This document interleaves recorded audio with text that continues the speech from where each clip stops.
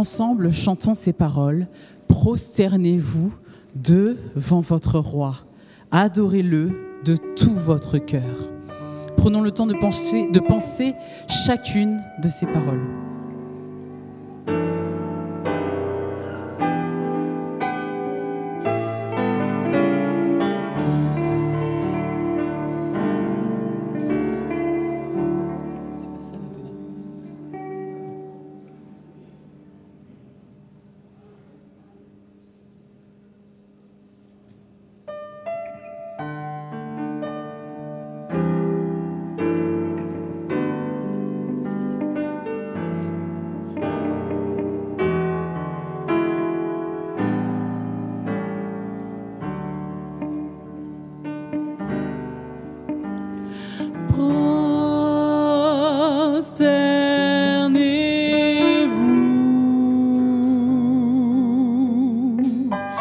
Devant votre roi,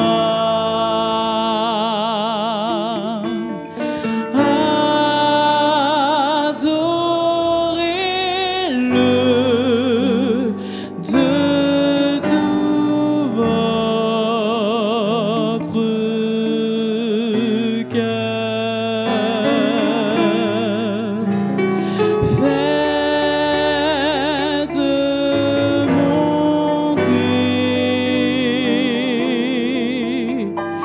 vers sa majesté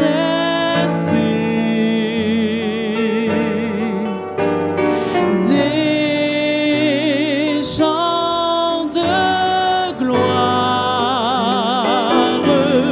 pour votre roi des rois.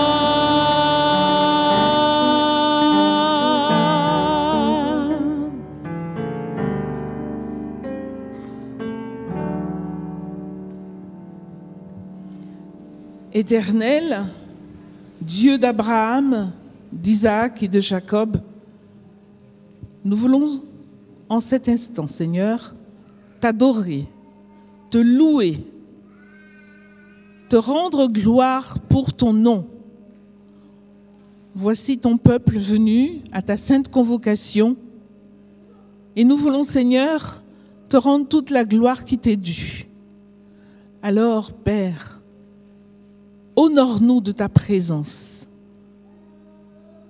et viens parmi nous par ton Esprit Saint, au nom de Jésus. Amen. Bonjour à tous. La fête de la musique qui fut célébrée hier fut créée par Jacques Lang en 1982. Elle est commémorée dans une centaine de pays. Le sabbat, où nous sommes invités à faire de la musique en l'honneur de notre Dieu, a été établi à la création du monde par notre Seigneur lui-même. Il est célébré sur toute la terre entière par tous ceux, comme vous et moi, qui veulent se rappeler ce moment si particulier où notre Créateur se reposa en mettant à part ce jour. Alors vous êtes les bienvenus en ce lieu où nous sommes conviés à pousser à l'Éternel des cris de joie, nous tous habitants de la terre. Servons l'Éternel avec joie, venons avec allégresse en sa présence. Sachons que l'Éternel est Dieu, c'est lui qui nous a fait et nous lui appartenons. Nous sommes son peuple et le troupeau de son pâturage. Entrons dans ses portes avec des louanges, dans ses parvis avec des cantiques. Célébrons-le, bénissez son nom, car l'Éternel est bon, sa bonté dure toujours, sa fidélité de génération en génération. Très bonne célébration de sabbat et une harmonieuse bienvenue en ce jour. Bienvenue à tous. Après ces moments de salutation, je vous invite à entrer dans un temps de repentance et à suivre la lecture qui se trouve dans Philippiens 4, les versets 8 et 9. Au reste, frères, que tout ce qui est vrai, tout ce qui est honorable, tout ce qui est juste, tout ce qui est pur, tout ce qui est aimable, tout ce qui mérite l'approbation, ce qui est vertueux et digne de louange, soit l'objet de vos pensées. Ce que vous avez appris, reçu et entendu de moi, et ce que vous avez vu en moi, pratiquez-le. Et le Dieu de paix sera avec vous. Amen.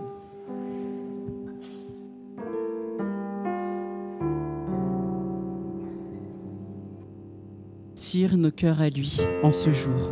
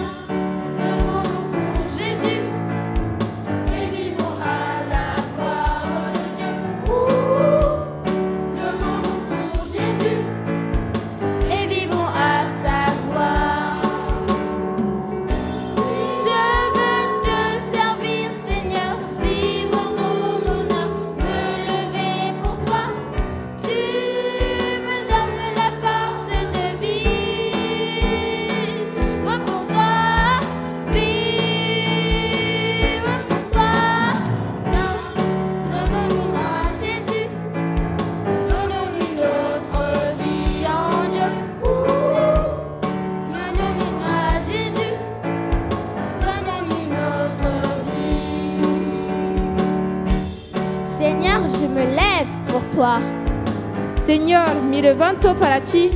Lord, I am standing for you. Mon Dieu, mon levé pour. Mon Dieu, mon calé bao.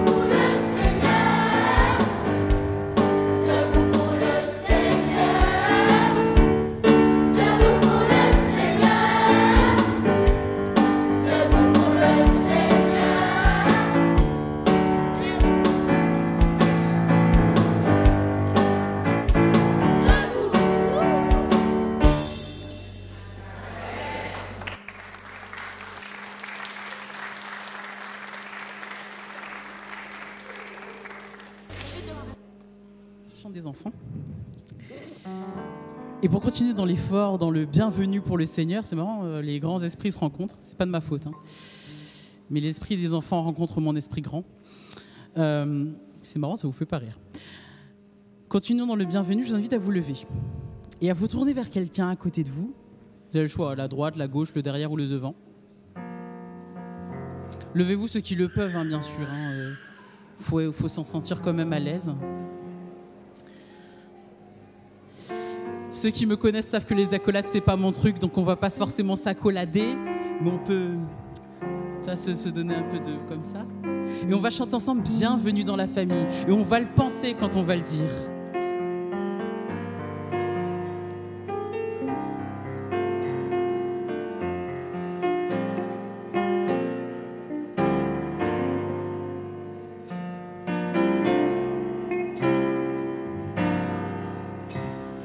Bienvenue dans la famille, quelle joie de te voir là, la vivant parmi nous, grandissant dans son amour. Nous voulons être pour toi ce que Dieu attend de nous, une famille toujours là, qui se tient à tes côtés.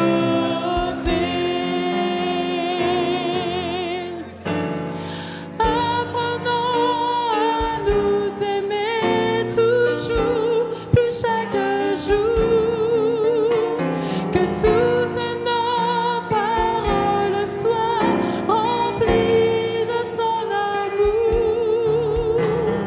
Que l'Esprit unisse nos cœurs, nous enseigne à prier, que nous formions une vraie famille. Bienvenue dans la famille, quelle joie de te voir là, la vivant parmi nous, grandissant dans son amour. Nous voulons être pour toi ce que Dieu attend de nous, une famille toujours là, qui se tient à ses côtés, qui se tient à tes côtés, qui se tient à tes côtés.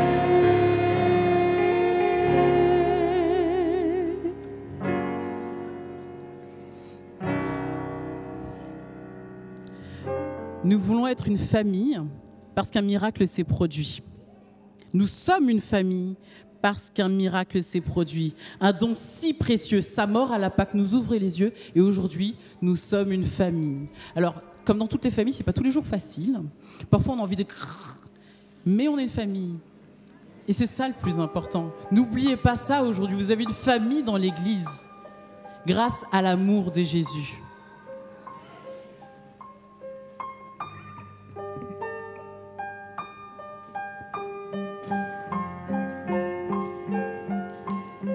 Dieu, quel amour pour moi, quelle patience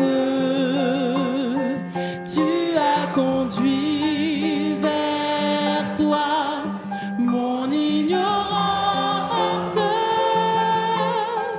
Comment pouvais-je alors saisir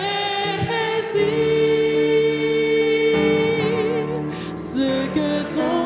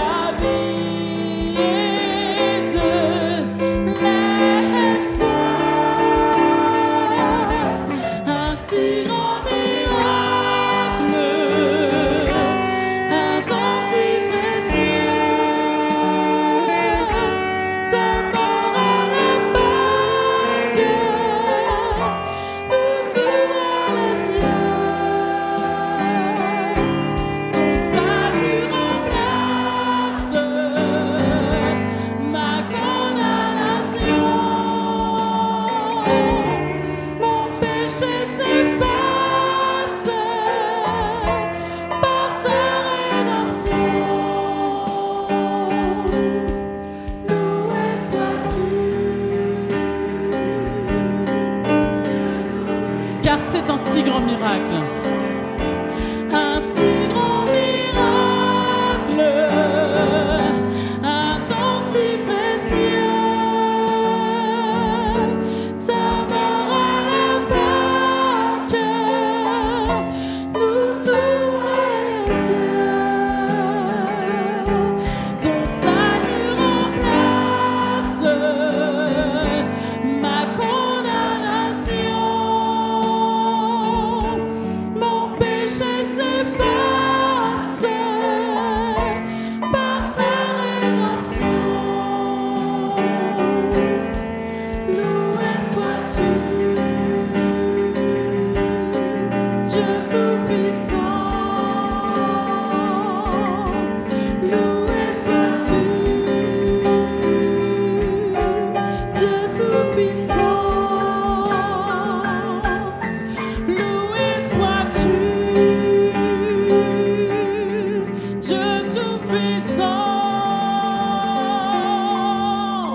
Loué sois-tu.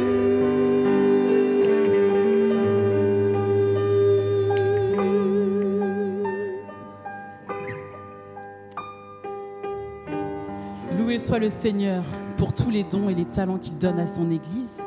Je vous invite à vous asseoir et nous allons écouter un chant de Jean-Paul.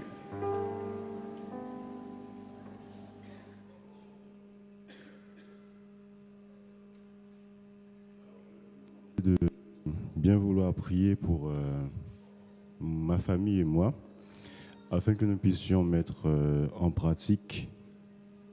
J'ai l'impression de m'entendre qu'au retour. Bon. Afin que nous puissions mettre en pratique les paroles de ce chant.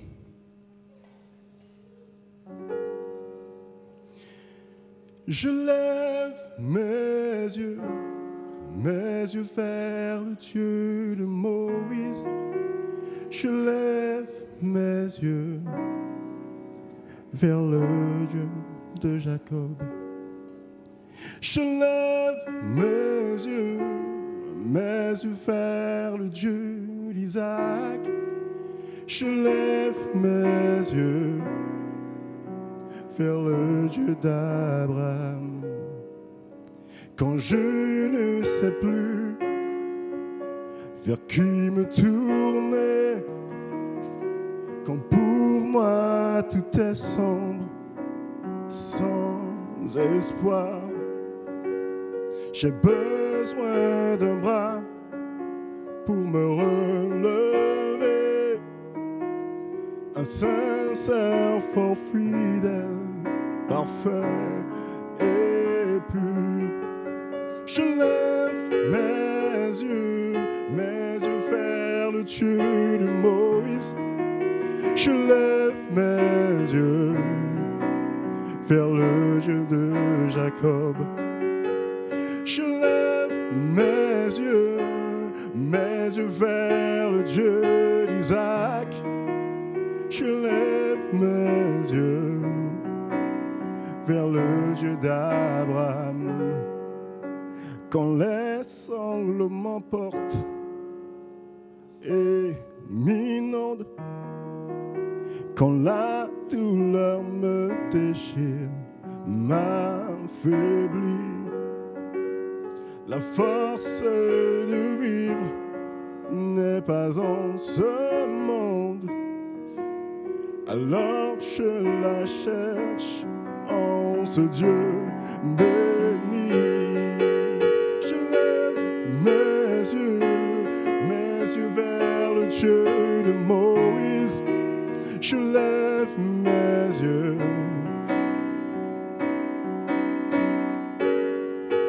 Je lève mes yeux vers le Dieu d'Isaac. Je lève mes yeux.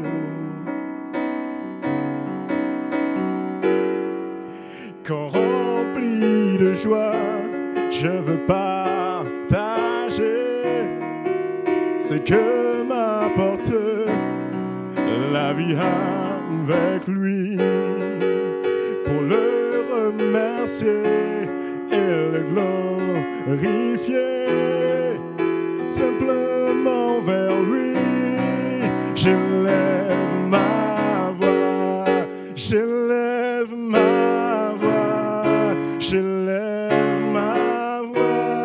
J'élève ma voix pour le glorifier. J'élève ma voix, j'élève ma voix, j'élève ma voix pour louer son nom.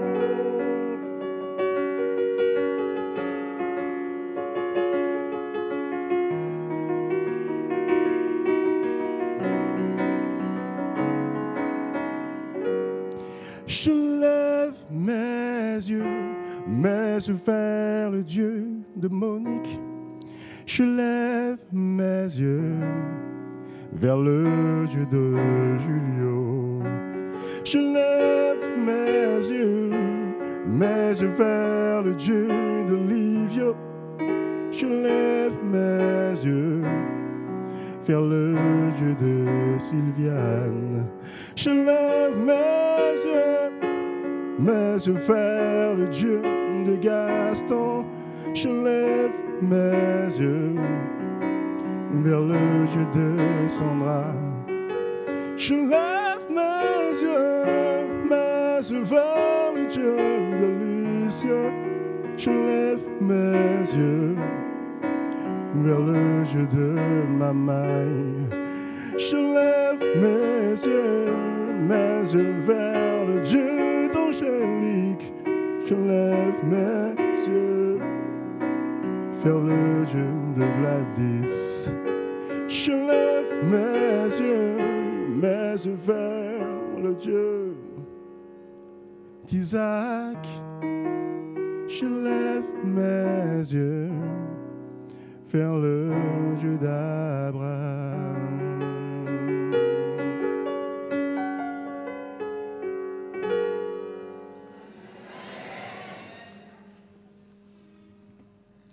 Il y a un chant-thème, parce qu'il faut qu'on se fédéralise autour de quelque chose. Alors levez-vous, parce qu'un chant-thème assis, c'est pas un chant-thème.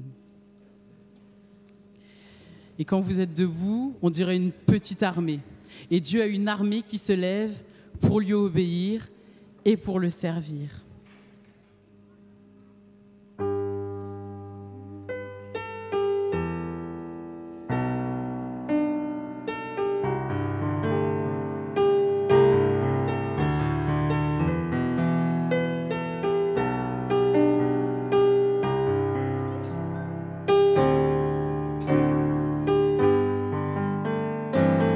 Dieu a une armée qui se lève pour lui obéir.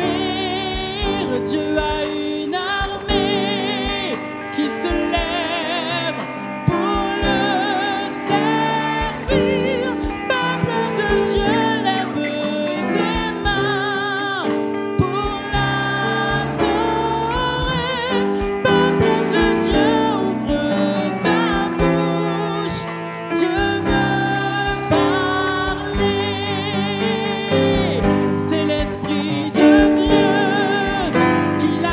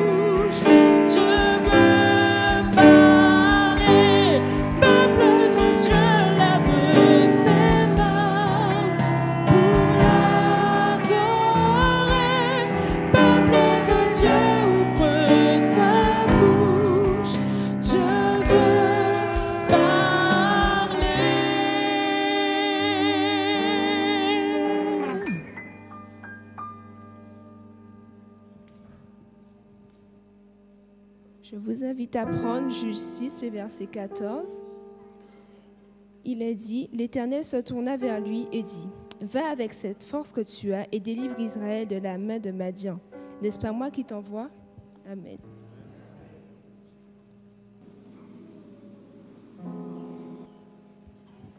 Je vous invite à vous asseoir.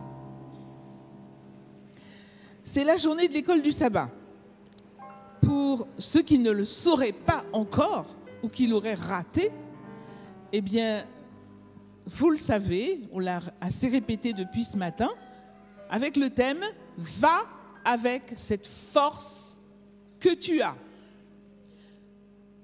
Je rappelle les objectifs de l'école du sabbat, qui sont également affichés sur les murs. Fraterniser, partager, prier et témoigner. Fraterniser, nous devons nous connaître, nous devons nous rapprocher les uns des autres. Partager la parole de Dieu, prier les uns pour les autres et pour la mission. Et enfin, ne pas garder tout ça pour soi. Témoigner aussi bien autour de nous que plus loin, de façon à faire connaître cette parole que Dieu nous demande d'annoncer.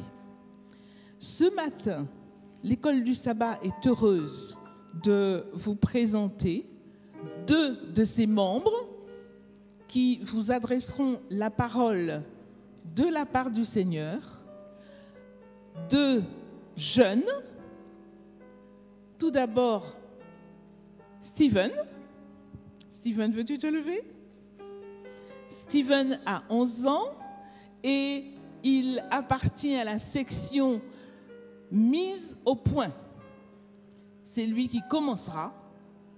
Et ensuite, il sera suivi de Jacob, qui est un jeune aussi, qui appartient à la section adulte. Jacob, veux-tu te lever? Voilà. Steven Serville et Jacob Kra. Nous vous invitons à prier dans votre cœur pour ces 2 jeunes. Ce n'est pas facile d'être ici, de s'adresser à un public aussi large. Prions pour eux et écoutons-les, écoutons le message qu'ils ont à vous dire de la part du Seigneur. Bonjour à toutes et à tous. Est-ce qu'il y a des fans de dessins animés ici?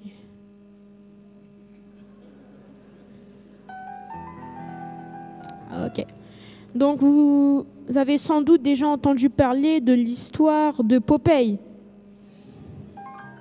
Ce personnage fictif on va le représenter comme un marin qui a réussi à faire aimer les épinards aux enfants. Alors, intéressons-nous de plus près à son histoire. Bon, Popeye est un simple marin, très petit de la société. Imaginez que Popeye existe aujourd'hui. Il se lève tous les matins pour aller pêcher son cabillaud et ses quelques morues. Mais Popeye, c'est un simple marin, il n'est pas président, le petit dernier de la société. Il découvre alors qu'il a un pouvoir surhumain. Les gens vont sans doute dire « Lui, vous êtes sûr qu'il détient un grand pouvoir ?»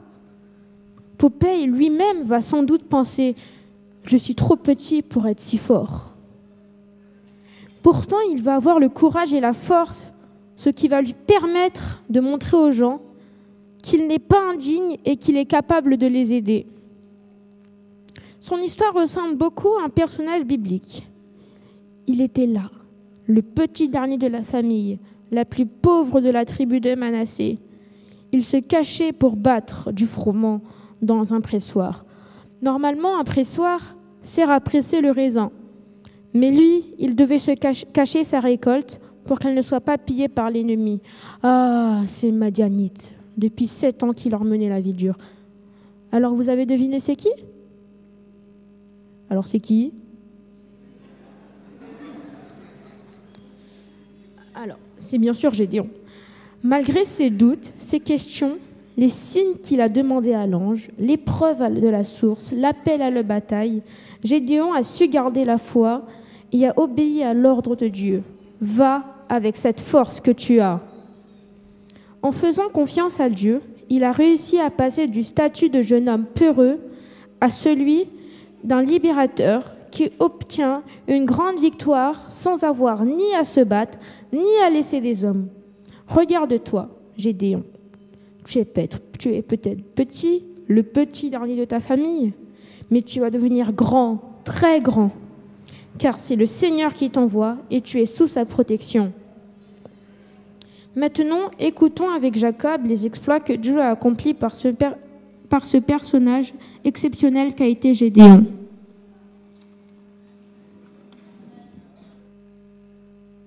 Je remercie Steven pour son histoire et pour le rapprochement qu'il en a fait avec celle de Gédéon. En effet, comme dans les dessins animés, la Bible nous présente des hommes et des femmes qui ont été des super-héros pour leur époque. Devant le grand malheur qui s'abat sur son peuple, Dieu suscite de temps à autre des libérateurs. C'est ce scénario que le livre des Juges nous donne à voir. Mais ne vous méprenez pas, la Bible dit que ce sont des hommes et des femmes de la même nature que vous et moi. Alors la question qu'on pourrait se poser, c'est la suivante. Comment sont-ils arrivés là? Comment s'y sont-ils pris? Parlant de Gédéon, l'ordre de Dieu a été « Va avec cette force que tu as ». De quelle force s'agit-il? Comment l'obtient-on? Je vous invite à y réfléchir avec moi maintenant. Nous allons en 2 temps exposer le problème. Alors, la trame de fond de cette histoire, c'est que finalement, on arrive à une époque donnée de la vie du peuple de Dieu. Nous sommes à l'époque des juges, l'époque des libérateurs. On trouve l'histoire de Gédéon spécifiquement dans Juges chapitre 6, 7 et 8. Permettez-moi de rappeler avec vous très brièvement le contexte dans lequel cette histoire intervient. Juges chapitre 6, versets 1 à 6, je vous invite à lire avec moi. Juges 6, versets 1 à 6. Les enfants d'Israël firent ce qui déplaît à l'Éternel, et l'Éternel les livra entre les mains de Madian pendant 7 ans. La main de Madian fut puissante sur Israël. Pour échapper à Madian, les enfants d'Israël se retiraient dans les ravins des montagnes, dans les cavernes et sur les rochers fortifiés. Quand Israël avait semé, Madian montait avec Amalek et les fils de l'Orient, et ils marchaient contre lui. Ils campaient en face de lui, détruisaient les productions du pays jusque vers Gaza, et ne laissaient en Israël ni vivre, ni brebis, ni bœuf, ni âne. Car ils montaient avec une troupe nombreuse, et leurs tentes, ils arrivaient comme une multitude de sauterelles. Ils étaient innombrables, eux et leurs chameaux, et ils venaient dans le pays pour le ravager. Verset 6, enfin, Israël fut très malheureux à cause de Madian, et les enfants d'Israël criaient à l'Éternel. C'est triste, n'est-ce pas? Vous me demanderez, pourquoi ce malheur? Ne pouvait-on pas l'éviter? Quelques années auparavant, rappelez-vous, le peuple d'Israël, conduit par Moïse, est sorti d'Égypte en direction de Canaan pour le posséder. Mais Moïse a averti le peuple, si vous oubliez Dieu, il vous abandonnera. N'est-ce pas? Mais le conseil n'a pas suffi à les empêcher d'errer 40 ans dans le désert. Moïse meurt aux portes de Canaan, âgé de 120 ans, et Josué va lui succéder. Lui également, Josué, au soir de sa vie, va réunir le peuple à Sichem pour un point de situation. On trouve ces propos dans Josué chapitre 23, Donc 2 pages en avant, chez moi. Josué chapitre 23, versets 12 à 13. Josué 23, 12 à 13. Qu'est-ce qu'il leur dit? Si vous vous détournez et que vous vous attachez au reste de ces nations qui sont demeurées parmi vous, si vous vous unissez avec elles par des mariages et si vous formez ensemble des relations, soyez certains que l'Éternel, votre Dieu, ne continuera pas à chasser ces nations devant vous. Mais elles seront pour vous un filet et un piège, un fouet dans vos côtés et les épines dans vos yeux, jusqu'à ce que vous ayez péri de dessus ce bon pays que l'Éternel, votre Dieu, vous a donné. Et quelques lignes plus loin, dans le chapitre 24, verset 15, on trouve ce passage emblématique où il leur dit « Et si vous ne trouvez pas bon de servir l'Éternel, choisissez aujourd'hui qui vous voulez servir. Ou les dieux que servaient vos pères au-delà du fleuve, ou les dieux des Amoréens dans le pays desquels vous habitiez. Moi et ma maison, nous servirons l'Éternel. » Donc le conseil qui a été donné par Moïse, il est à nouveau rappelé. Mais quelques années après Josué, il s'élève une génération qui ne connaît pas Dieu ni ce qu'il a fait en faveur d'Israël. Problème de transmission, problème d'expérience. Nous avons évoqué ces questions le sabbat dernier. Certains ici, d'autres à Dreux, n'est-ce pas? Ce matin, nous n'allons pas nous pencher davantage sur cela. Ce qui est sûr, c'est que la conquête de Canaan s'est arrêtée.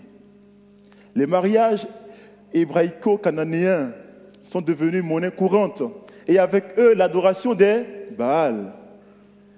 Les hommes se disaient certainement, de quel Dieu nos pères nous ont parlé, Yahvé?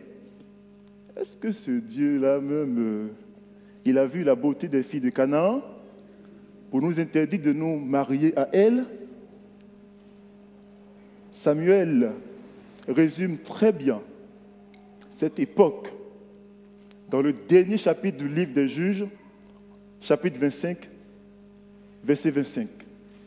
Chapitre 21, verset 25, désolé. Juges, chapitre 21, verset 25. Alors, qu'est-ce qu'il dit? En ce temps-là, il n'y avait pas de roi en Israël. Chacun faisait ce qui lui semblait bon. Ah bon? Donc comme ça, vous savez ce qui est bon pour vous et Dieu est dans l'ignorance totale? Est-ce vrai cela? Est-ce qu'il n'y avait pas de roi sur Israël? Non, je ne crois pas. En effet, Israël a refusé à cette époque-là le seul véritable roi qu'il a toujours eu, le Dieu d'Abraham, d'Isaac et d'Israël.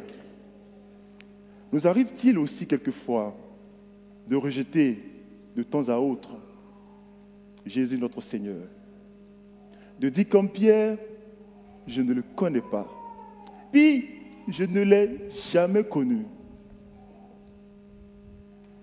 La conséquence de tout ceci, c'est la suivante. Les enfants d'Israël n'étaient pas malheureux, non, non. Le texte dit, Josué chapitre 6, verset 6, le texte dit bien et belle qu'ils étaient très malheureux. Parce qu'ils avaient rejeté le seul roi qu'ils avaient, qui combattait pour eux et qui alignait pour eux victoire sur victoire. Ce matin, la voix du Seigneur parcourt son église. Où est ton roi? Où est ton Seigneur, église d'Évry, pour que tu cours ici et là à la recherche de miettes tombées des tables? Le jour où nous aurons tout mangé, c'est-à-dire étudié, puis tout digéré, c'est-à-dire pratiquer, tout du repas quotidien servi par l'école du sabbat, ce jour-là, je crois que nous n'aurons pas besoin de prédication, ni même de séminaire pour connaître Dieu et le servir. C'est le moment, mes frères, de reconnaître le Seigneur Jésus dans toute notre vie, afin qu'il puisse aplaner nos sentiers. C'est le moment de nous confier totalement à lui. Ainsi, retrouver la joie perdue passe nécessairement par le rocher de notre salut. Plutôt que chacun fasse ce qui lui semble bon, on se demanderait qu'est-ce qui plaît à Jésus. Et si tous ici nous nous posons collectivement cette question, on aboutira certainement à cette conclusion. Je crois que nous n'avons pas terminé la conquête de Canaan. Et oui, c'est ce qui s'est passé avec le peuple d'Israël. La mission était claire. Il fallait posséder Canaan. Ils sont arrivés devant le luxe et le confort. Ils ont oublié l'objectif. Mais l'objectif de Dieu demeure, posséder spirituellement Canaan. En effet, Dieu était moins intéressé par le fait de conquérir physiquement Canaan pour son peuple que de le conquérir spirituellement. Canaan se trouvait dans la région de l'actuelle Palestine et ses environs. C'était un carrefour pour le monde, un lieu d'une grande richesse, et également de transit. On prenait les choses de l'Afrique pour aller en Asie, plus à l'est, en passant par Canaan. Les choses de l'Asie pour aller en Europe, en passant par Canaan. Canaan était un centre du monde. C'est également un lieu où circulaient les mauvaises choses, les fausses doctrines, les faux dieux.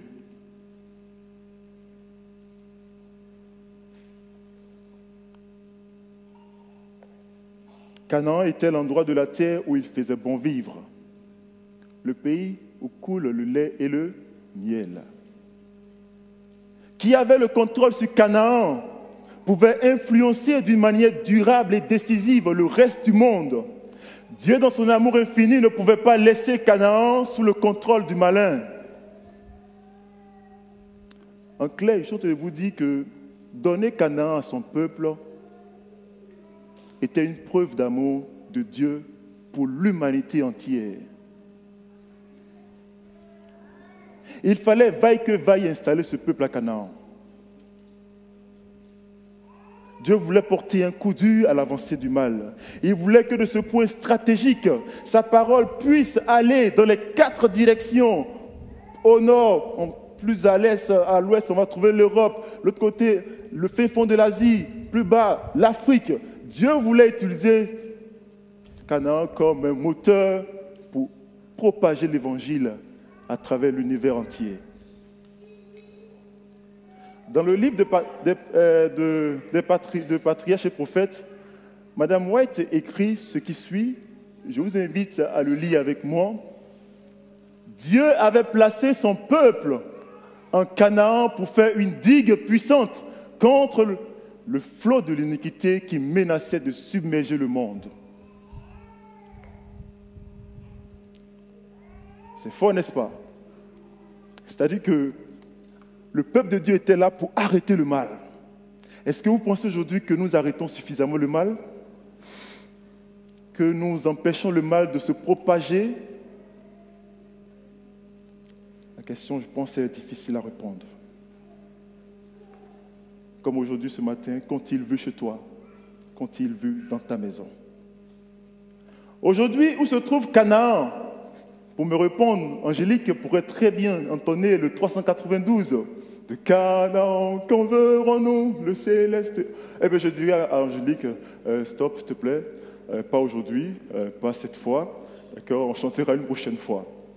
Aujourd'hui, Christ nous invite justement à nous rappeler que Canaan, qu'il a demandé à son peuple de conquérir, était d'abord terrestre avant d'être spirituel.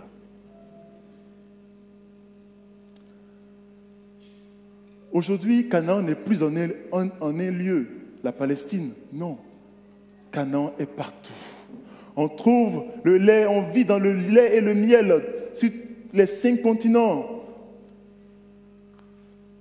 On trouve les mêmes choses partout. Canaan a rempli le monde entier.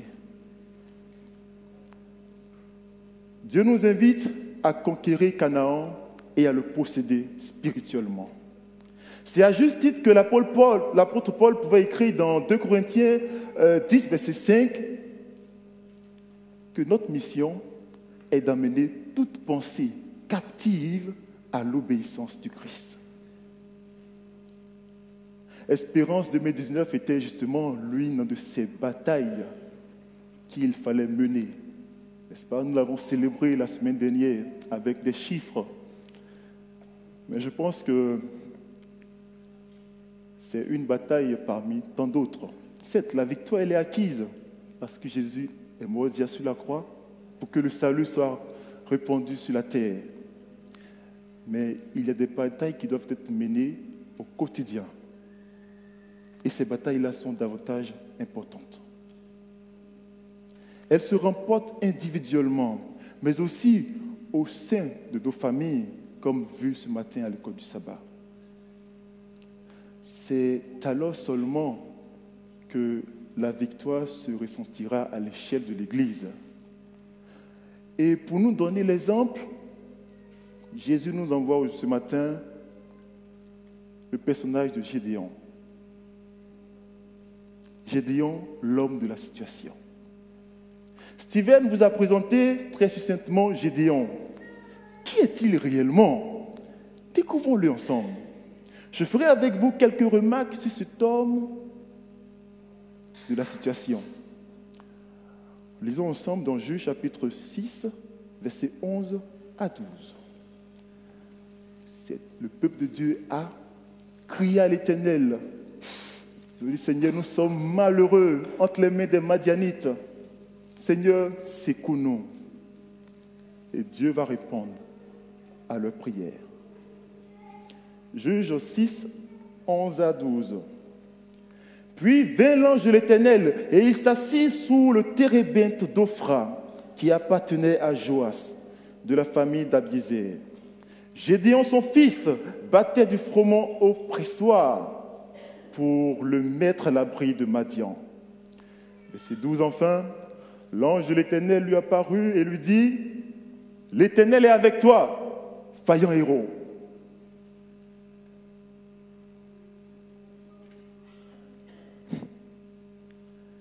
Gédéon est également connu sous le nom de Jérubaal. Ça veut dire que Baal se défende. Est le Benjamin d'une famille de la tribu de Manassé. Le texte nous dit que la rencontre avec l'ange se fait sous le térébinthe d'Ophra. Le térébinthe est un arbre commun en Palestine, des plus robustes et majestueux. Il atteint 10 à 15 mètres de haut et se compose de rameaux en parasol. En hébreu, térébinthe, c'est Ela, d'autres fois traduit par chêne. Je vous rappelle que c'est sous un Ela que dans Genèse chapitre 18, des messagers célestes sont venus à la rencontre d'Abraham pour lui annoncer la naissance d'Isaac, l'enfant promis, la postérité promise, celui à partir duquel justement Dieu allait perpétuer le nom d'Abraham. Encore sous un Éla, ce jour-là, Dieu vient annoncer la délivrance à son peuple. Je retiens que ceux qui pourront voir les signes futurs que Dieu enverra à la terre sont ceux qui savent reconnaître les signes passés que Dieu a laissés aux habitants de la terre. Gédéon caché mettait à l'abri le peu de nourriture qui leur restait pour vivre. Où sont ses frères? Drôle de question. C'était le Benjamin. Et les autres? Si les Madianites venaient à le surprendre, justement, Gédéon pouvait payer cher de sa vie. Gédéon avait cette peur, mais il le faisait quand même. Et en dépit de tout, le verset 11 nous dit que l'envoyé de Dieu vint à sa rencontre. Lorsque nous crions à Dieu, Dieu répond toujours. Il répond toujours. Encore faut-il reconnaître la voix de Dieu au moment où il répond. Au verset 12, vous remarquerez qu'ici, l'ange dit à Gédéon, Dieu est avec toi. Mais au verset 13, Gédéon répond à l'ange en disant, verset 13, si l'Éternel est avec nous, pourquoi toutes ces choses nous sont-elles arrivées? Donc voilà un jeune homme qui, même découragé, ne pense pas qu'à lui. Il pense à sa famille, il pense à son peuple.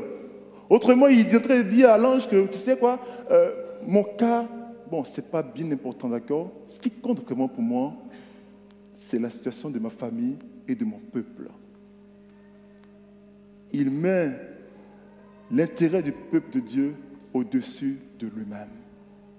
Est-ce que je parle ici ce matin à un jeune? Est-ce que quand quelqu'un entend ce que je dis, je crois que si chacun de nous mettait le bien-être du peuple de Dieu au-dessus du sien propre, l'évangile sera prêché avec davantage de puissance. Des âmes seront sauvées et nous posséderons plus rapidement Canaan.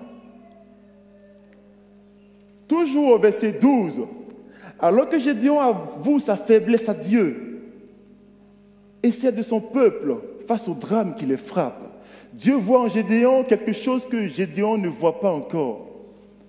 Verset 14.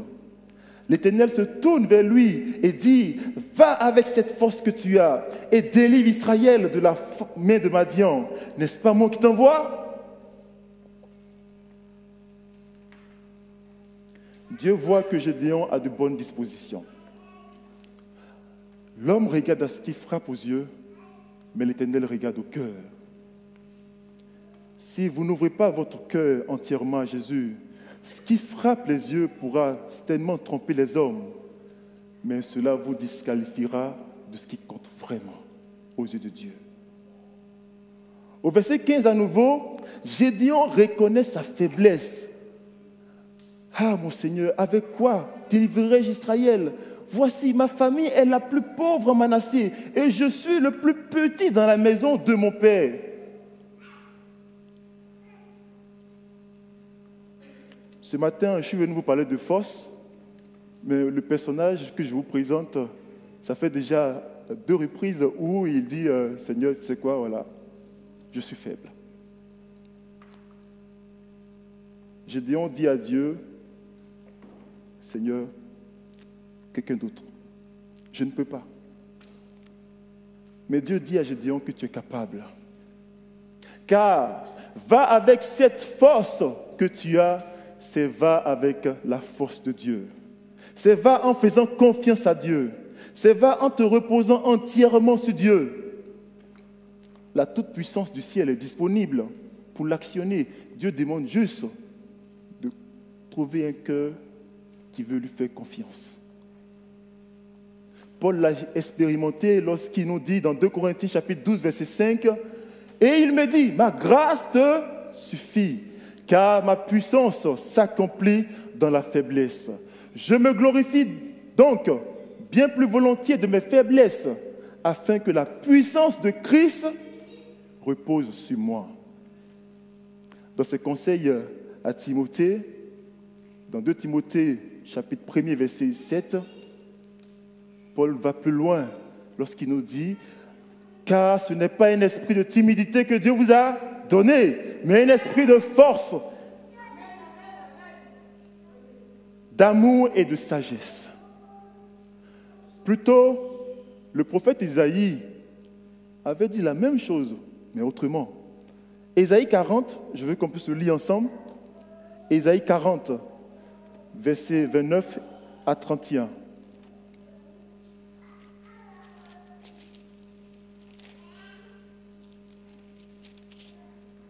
Ésaïe 40, 29. Il donne de la force à celui qui est fatigué et il augmente la vigueur de celui qui tombe en défaillance. Les adolescents se fatiguent et se lassent. Les jeunes hommes chancellent. Mais ceux qui se confient en l'Éternel renouvellent leur force. Ils prennent le vol comme les aigles. Ils courent et ne se lassent point. Ils marchent et ne se fatiguent point. Parce qu'ils se reposent sur l'Éternel. Dans la suite, Gédéon va demander des signes à Dieu pour lui confirmer la mission. Dieu va accéder favorablement à sa demande. Le temps avance et je vous épargne les détails. D'accord ? Allons à la fin du film. Gédéon va mobiliser 32 000 hommes pour la bataille.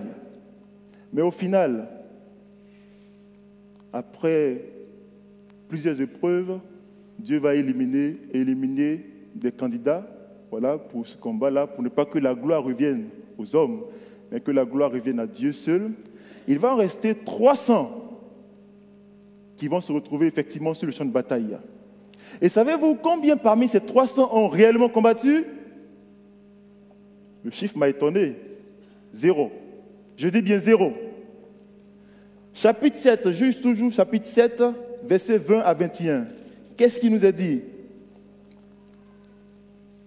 Juge, chapitre 7, versets 20 et 21. Les 3 corps sonnaient de la trompette et brisaient les cruches. Il saisit de la main gauche les flambeaux et de la main droite les trompettes pour sonner, et il s'écriait « Épée pour l'Éternel et pour Gédéon ». Ils restaient chacun à sa place autour du camp, et tout le camp se mit à courir, à pousser des cris et à prendre la fuite.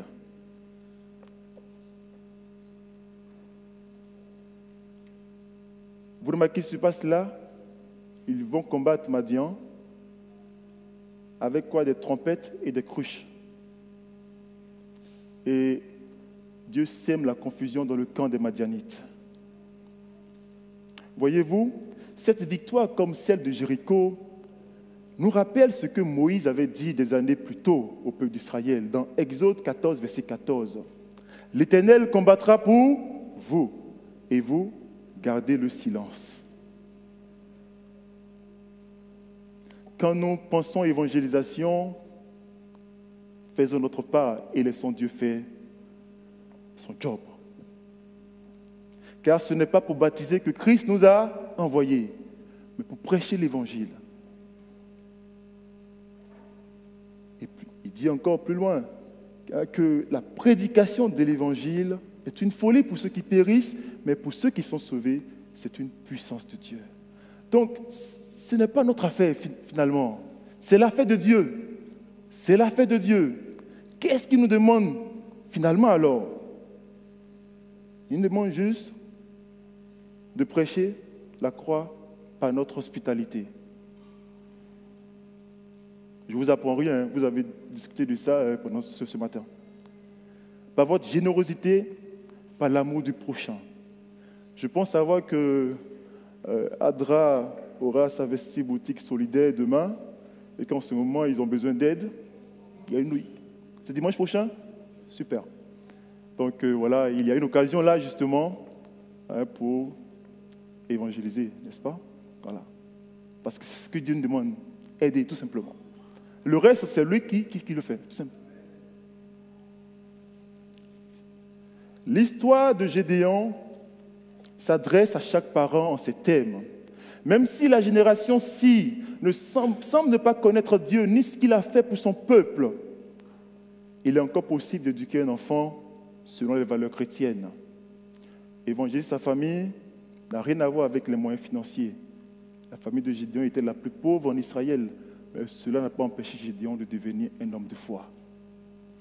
À chaque jeune, cette histoire nous apprend qu'il n'y a pas d'excuse pour déshonorer Dieu. Très souvent, le Seigneur mise gros sur des jeunes. Ce dont un jeune a besoin, en vrai, c'est de faire des expériences avec le Seigneur. Prendre Dieu au mot. Combien notre jeunesse est loin de ces choses-là. Je peux vous l'assurer, si vous placez votre main dans la paume de Jésus, il la saisira aussitôt et il ne vous laissera jamais tomber. À propos, Dieu agit dans ma vie. Et ce matin, je veux témoigner, je veux lui dire merci. L'année dernière, pratiquement à cette même période de l'année, j'étais ici pour un témoignage comme quoi Dieu m'avait permis d'avoir mon Master 1 et que j'attendais la suite parce que j'avais postulé pour des Master 2, j'attendais la réponse. Et j'étais sur une liste d'attente pour mon université. Et le jour de la rentrée, le 14 septembre, je découvrais qu'il n'y avait plus de place parce que j'avais été voir le responsable de la formation. Il me dit, Jacob, vous savez quoi, on n'a plus de place pour vous. Comment continuer? Je suis là pour les études, n'est-ce pas? C'était un coup difficile à supporter. J'ai confié ce sujet à Dieu. Par la suite, il y a eu beaucoup d'événements. Voilà, je vais vous les épargner. Mais je peux vous assurer, cette semaine, lorsque je préparais encore cette prédication, j'ai dit à Dieu, Seigneur, je veux rendre gloire à ton nom. Je veux témoigner de ta bonté dans ma vie. Et finalement, j'avais 2 candidatures encore à la fac d'Evry. La première avait été refusée le 5 juin et la seconde, que je voulais vraiment, a été refusée le dimanche dernier. En semaine, je prie le Seigneur avec mon groupe de prière. Voilà, j'ai un groupe de prière ici à l'église. Et du coup, je demande à Dieu d'intervenir. Alors, il me donne l'idée de faire un recours gracieux devant le doyen de la fac. Je traîne un peu. Alors, j'écris ma lettre et je la dépose le jeudi matin. Jeudi, c'était le 20 juin, c'était le jour de mon anniversaire. Je dépose cette lettre le jeudi matin, je vais au travail, je reviens le soir, j'appelle Élie, voilà, parce qu'avec mon groupe en semaine, voilà, on fait des tandems de prière, et du coup, je l'ai appelé pour qu'on puisse prier ensemble.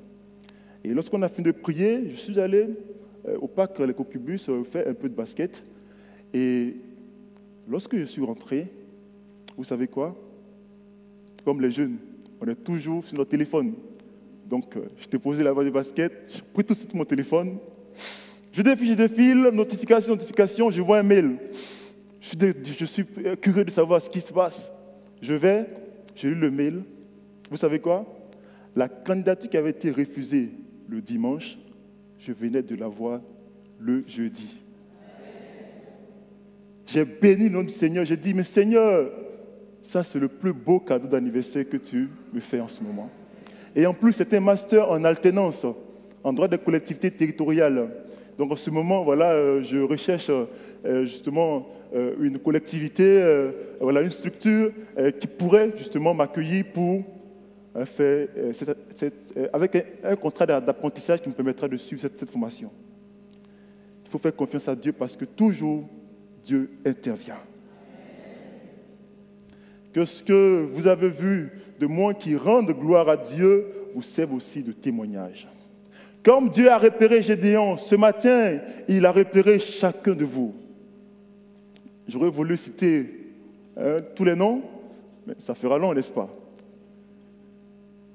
Dieu nous invite à compter sur lui, sur son bras puissant, sur sa droite victorieuse. Jésus nous invite à aller à la conquête de Canaan, à ne pas le faire partiellement, mais totalement. C'est alors que nous pourrons nous reposer sans craindre que les Cananéens, les Madianites viennent ensuite troubler notre sommeil. Dans Matthieu 28, verset 18, Jésus nous a dit quoi? Tout pouvoir m'a été donné dans le ciel et sur la terre.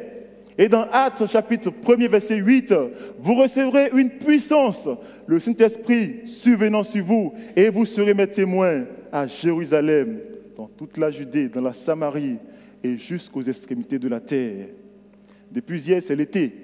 Vive les vacances. Super. Jésus veut faire le voyage avec chacun de vous. Allez, qui est prêt à partir avec Jésus? Super. Allez, voyez-y une occasion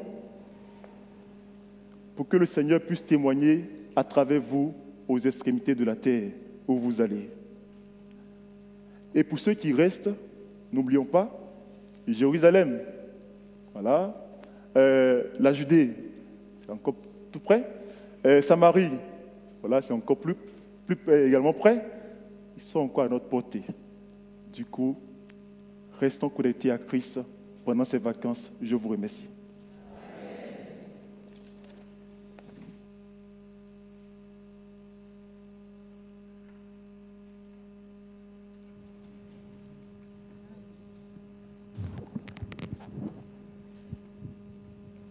Va avec cette force que tu as.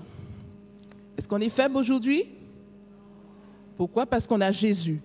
Et il nous invite à nous mettre debout, à réaliser sa mission, parce qu'il vient bientôt. Et c'est pour ça que nous avons parmi nous, dans ce milieu, ce terme, Maranatha, Jésus revient bientôt. Alors, pour introduire ce dernier chant, tous les animateurs, les responsables qui sont à l'œuvre dans cette grande famille de l'EDS et dont je vous demande de prier pour eux parce que grâce à eux, nous pouvons chaque jour contribuer à augmenter notre connaissance biblique. Nous allons chanter le 648, Levons-nous, et ensemble, pour faire le lien avec l'Assemblée, nous chanterons tous ensemble. Levons-nous, Jésus-Christ nous appelle.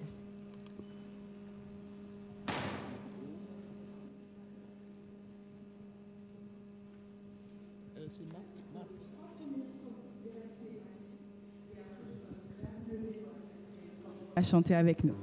Merci.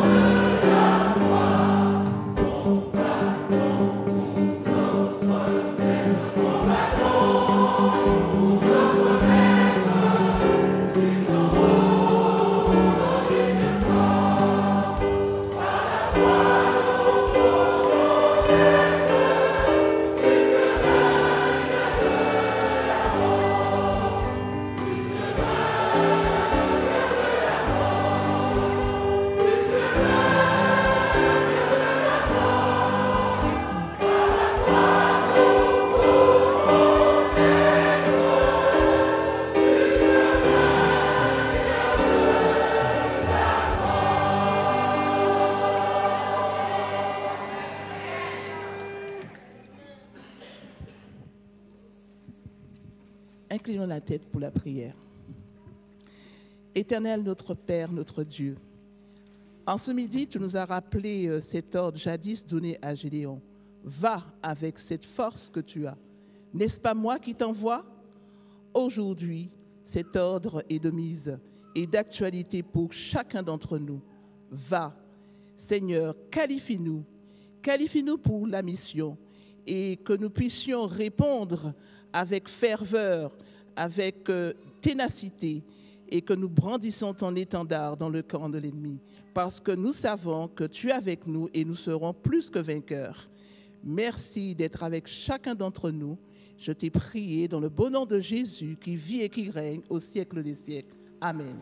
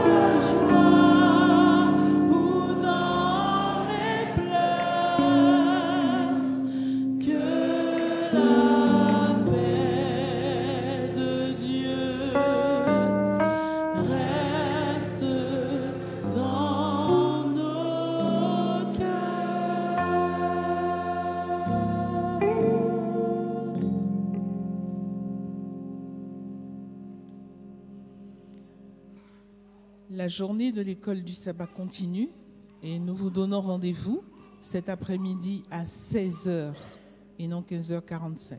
16h précise. Maintenant, recevons la bénédiction du Seigneur.